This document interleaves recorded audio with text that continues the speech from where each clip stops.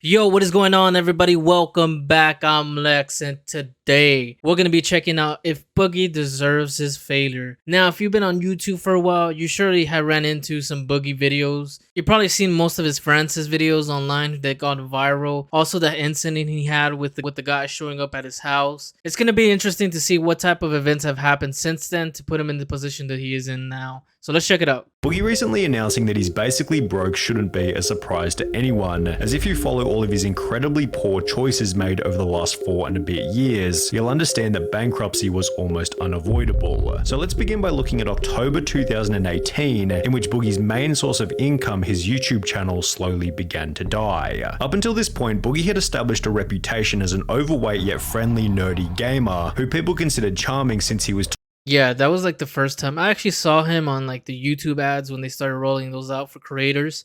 So it's interesting to see like now what's happening to him and like him moving away from that content and being Francis and kind of like, what just happened, totally fine with each of his flaws. When he wasn't playing his fat Francis character, Boogie was telling wholesome stories about his personal life, with one of the more notable ones being a video titled What It's Like to Be Broke. In this video, Boogie explained that he had grown up in a fairly poor environment. So they had decent income, it's just they didn't like to spend it on us kids, at least on me. And that as a result of that, he was now much wiser with his income. Now, you know what I do with my money? Every single dime, every single penny goes into the bank, because I don't ever want to live that way again. Which felt both inspiring and relatable, especially since Boogie highlighted that he now only spent money on things that would improve his videos. I used every dime to buy better computer equipment, to get better. And after just a year and a half, I was able to go off because I started earning my YouTube income. This desire to improve the content unsurprisingly resulted in better uploads, and by early 2014, Boogie passed 1 million subscribers before uploading a new video simply titled How Much Money Does Boogie2988 Make, which felt like yet another wholesome yet modest upload, which had clearly been made with the goal of helping his audience. I've always seen him always be like very transparent about his life and also kind of the things that he's gone through, especially with his weight loss and kind of what happened with his divorce. So it's he's been doing it for a while now, this whole transparency thing. I want to make sure you have the tools in mind so that you fully understand how much income we already have coming in and make an educated decision of whether or not you ever want to participate in that kind of thing. Boogie went on to politely imply that he was making over $100,000 per year from YouTube, Whoa. which didn't include third-party income like Patreon. So let's take, for example, a YouTube channel similar to mine that's bringing in 10 million views per month. If a YouTube channel is bringing in 10 million views per month, divide that by 1,000, you've got 10,000. Multiply that by $1, and you'll have a really good idea of how much ad revenue that channel's bringing in. And that if you counted his YouTube channel as an asset, he himself was worth more than $1 million. Boogie, are you a millionaire? Well, it depends on how you calculate millionaire. If you include my YouTube channel as it is, yes. After 3 more years, I'll have earned by then $1 million total in YouTube ad revenue. This was followed by Boogie reassuring That's insane, man. Just putting out videos and making comedy and gaining all these viewership to even have the amass of wealth like that. That is definitely a goal to have. That's for sure, man.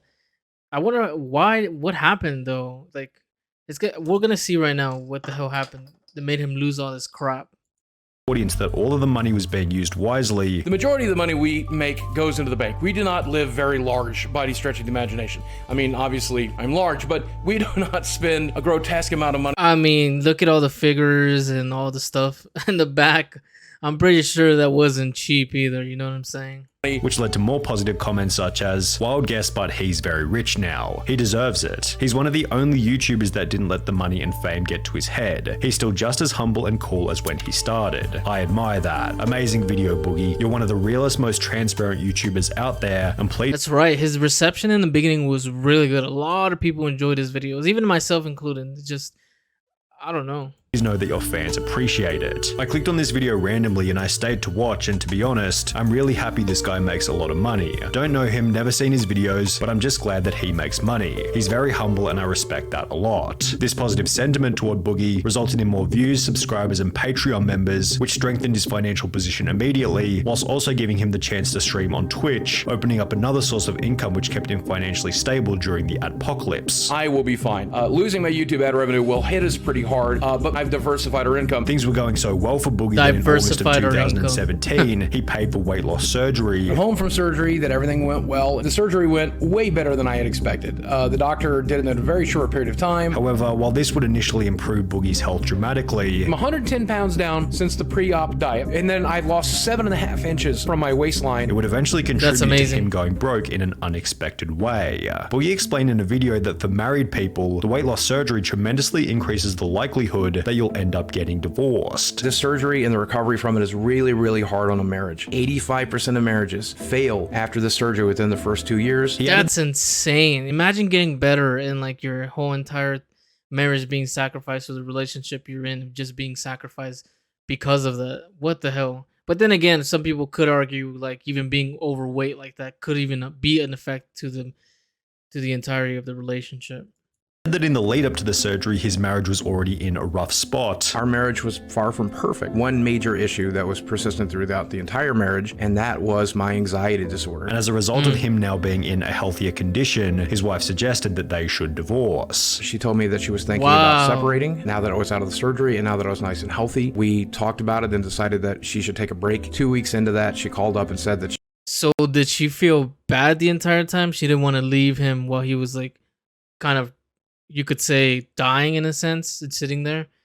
Whoa, that's super complicated. she had made her decision that she wanted things to be a more permanent change, and that we should start moving in that direction. Boogie explained that his wife was extremely generous in the divorce, having stated that she wanted far less than 50% of the finances. And she's like, I want enough to where I know I'm going to be taken care of. And I'm like, okay. So she gave me a number, and I'm like, but that's not half. It wasn't half of what we were worth. It was less. It was less. However, as a result of the law, Boogie ended up giving her half of what he had anyway. She's legally owed 50% of everything we own. You make sure it's half, so she has no recourse moving forward. While Boogie's financial position had taken a pretty substantial hit, his audience was still cheering for him with comments such as, "I hope this is the birth of a new Boogie, a healthy Boogie, no baggage, just a happy, healthy, outgoing Boogie." However, after his marriage would officially come to an end, the opposite of this happened. My brain is kind of in a situation where it's just chaos all the time. It's just chaos. This emotional stew in my brain all the time of positive feelings, negative feelings, numbness, frustration, and anger, you know. Not only had the split resulted in a massive blow to Boogie's mental health, but I can't even imagine that. Like, you're getting better,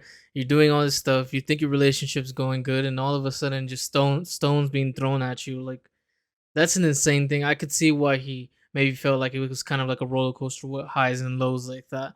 And someone who doesn't manage stressful situations well in the first place is just, you know, a recipe for chaos.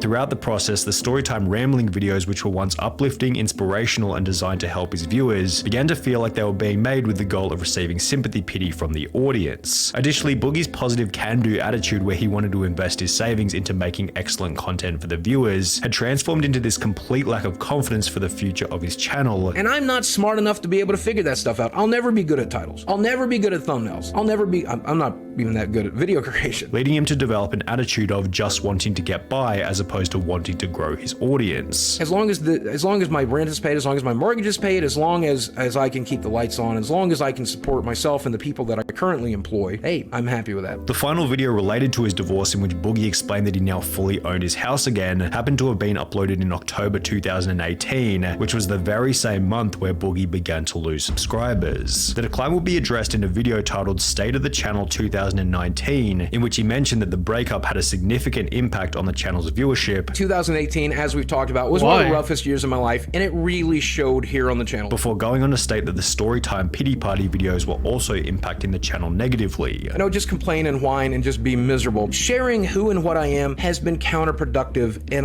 quite a bit in the last year or so. Mostly when it comes to the mental issue. I want to understand, like, how did the perception switch? How did it become like he was being transparent and being vulnerable to now becoming self-loathing and like they're saying being like this pity party? How did that even switch? Like, what in the narrative caused people to even look at it that way? If in the beginning he was just being vulnerable to begin with, you know? the anxiety, the depression, stuff like that. Boogie would conclude the video by stating that he was very excited about the future. I'm feeling a lot better, and I'm very engaged and excited about what we will be doing here on the channel. However, only 3 days after this video was uploaded, a now infamous mega thread would be posted to Reddit, which would go on to significantly impact Boogie's reputation. It was titled "The Hidden Truth Boogie Doesn't Want You to Know," and it featured over 5,000 words, showcasing that Boogie wasn't exactly the nice guy he tried to portray. The thread brought up topics such as his behavior on stream, various edgy comments he had made over the years, as well as the way he acted in his marriage, with commenters stating this document is up there with the Constitution and the Magna Carta. However, the thread was posted to a fairly unknown subreddit, and if Boogie had simply ignored the thread, people likely would have forgotten about it, although this isn't what would happen. Boogie instead decided to wage a war against the person who began the mega thread. I started a war. This guy has been coming at me for 5 years. Before going on to complain about the criticism in countless different videos. This subreddit has been actively attacking me and going through everything I've ever— No, he got invested into the hate. You can't do that. Now, if it's true, we're gonna see right now. I don't know if it is true. I don't have any research or saw any of the things that were happening, but getting invested into the hate, getting invested into the haters, no, that's a dark tunnel. Ever said and ever done on the internet for the last 3 years. Just 2 years prior, in 2017, Boogie was handling criticism much more effectively, even stating that some of the points were valid. A lot of people have been discussing me over the past couple weeks. I've been on the front page of Reddit, and they tend to discuss me in a very negative light, which is reasonable. And obviously, Boogie's new 2019 strategy of trying to stop the criticism only led to more criticism. 3 months after the mega thread was posted, Boogie would upload a new video titled "Taking a Break, I Give Up, You Guys Win," in which he'd state that he needed a short break as a result of being anxious and nervous. With fewer uploads and a declining reputation, his monthly subscriber count began to fall off a cliff, losing 5,000, 14,000, 28,000, before losing another 42,000 in August 2019, representing a decline of more than 100,000 subscribers in only 4 months. Damn. Rather than improving the content, Boogie ramped up the complaints and apologies, which not only led to a decrease in views from an average of 10 million per month to— people do not like that, apparently. Whoa. It just made it entirely worse, him acknowledging all those problems and situations that were happening in his life. That is a crazy decline. 2 million per month, but it also led to comments from his audience such as, "I used to watch every video before. For me, you were like the Mr. Rogers of YouTube. Soft, understanding, and compassionate. Lately, it had just been apologies and complaining. I miss the old content, not because of Francis or gaming or whatever, but because of that person." Despite Boogie's clear decline in his views, subscribers, and income, his spending habits hadn't changed one bit, as midway through this collapse, he'd announced that he was taking on a $100,000 loan to purchase a Tesla. I ended up buying the X. I still haven't got it fully financed yet. I'm having to finance it, obviously. Oh my God, I just put myself $100,000 in debt. My car payment's $1,700. He seems very impulsive. He seems very impulsive and somebody who is just, once the chaos starts happening, more chaos, more chaos, more chaos, and just starts imploding in that way. No way. A month or something like that. That's more money than I make on Twitch. That's like half of my YouTube revenue. Why would you do that? Boogie then made a tweet about how expensive the car was, giving him another opportunity to make himself look like an idiot. I tweeted out that I was not going to be able to afford this car. Reddit and Twitter lost their minds. Oh, are you trying to manipulate people into giving you money? The answer is yes. Give me some money. If you guys want to help me pay for my Tesla, please go ahead and dig deep. I sure would like a free Tesla. Reach down in your pockets and give me $100,000. Is this sarcasm or is which this becomes real? even worse after he'd mentioned that he still owed a bunch of money on his house. My house is worth $300,000. I still owe $200,000 in the house. And then he knew the Tesla was going to decline in value over time. But that car is just going to get cheaper and cheaper and cheaper as it goes. In the year that followed, Boogie's Patreon members almost halved, from 120 down to 65, partially as a result of him taking long breaks from creating content. You'll notice that for the last 3 weeks, I've really not been updated. I have not streamed in 3 weeks. Which accompanied the transformation of his comment section from a once positive place full of supporters to a wasteland of negativity full of detractors. It's incredible how openly money-oriented this guy is. This guy talks like a minister from some cheesy, scammy late-night ministry where the fans are turning on him. They turned on him a while ago, huh? And he's just been festering in that and making it worse and worse and worse. And then the fans just became not even fans, just haters and just hate-washing him. That's insane. and he's just in there like festering and becoming more and more self-loathing and more chaotic and more worse. And it's just like, whoa, man, he really fell into the abyss. Supposed to send a $50 check for good luck. Imagine this guy would win the lottery. He'd be broke within 12 months, which would eventually turn out to be somewhat accurate. After his back and forth with Frank Hassel in early 2021, Boogie had to shell out a bunch of money for legal fees. Let me point out just how expensive all of this was. And obviously, I took money out of my bank account and I paid for it out of pocket. This cost tens of thousands of dollars to fight, which also resulted in Boogie producing less content. I was advised by everyone to live stream less, to make less YouTube videos, to say less things that could be taken out of context. This was like the nail in the coffin. Used against me before we had a result, because you know from Reddit and 4chan that that's what they like to do to me. But that cost me this guy loves exploring Reddit and 4chan. This guy loves reading whip. This is what he's doing to himself. He's damaging his own self by reading the hate comments, by reading people who dislike him, by being around. He's just doing it to himself. He's self-inflicting him. He's like self-harming himself in that way emotionally.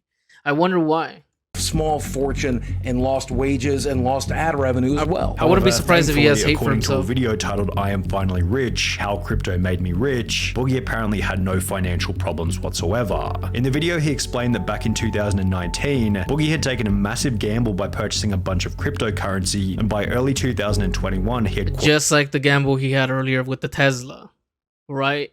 Quadrupled his money. And you can even say him going and having that surgery was a gamble itself, because he could. What if he had the surgery and he didn't lose all the weight?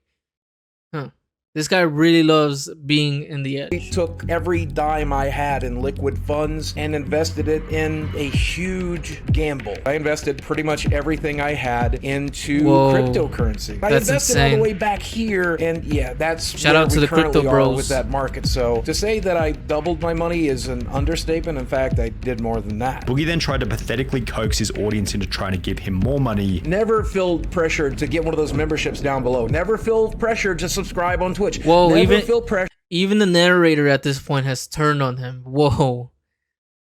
Pressured to make a donation or interact with one of my sponsors. Never feel pressured to buy a t-shirt. Before going on to state that he planned on taking the money out of crypto to put it into a safer investment. And that's if I don't take the money and invest it in something that will make me money, which I am most certainly going to do. However, as highlighted by almost every comment, the video aged incredibly poorly. Because only a year after posting it, Boogie uploaded a new video titled "I Need Your Help," in which he explained that he had lost almost all of his money to the crypto market and now required donations from the audience. Well, this is a video I've dreaded making. You know, I spent a tremendous amount of money on dumb things. But the biggest issue is that I had a nice big nest egg, but I put my money in the crypto market in the wrong section, and I pretty much lost most of everything. This is the most interesting case study, watching someone who hasn't had to work in over a decade finally have to go back to work. I remember him saying, "Don't worry about me. I'm financially secure to the point that if I stop making videos tomorrow, I can live comfortably for the rest of my life." Maybe that was true at some point, but at this point,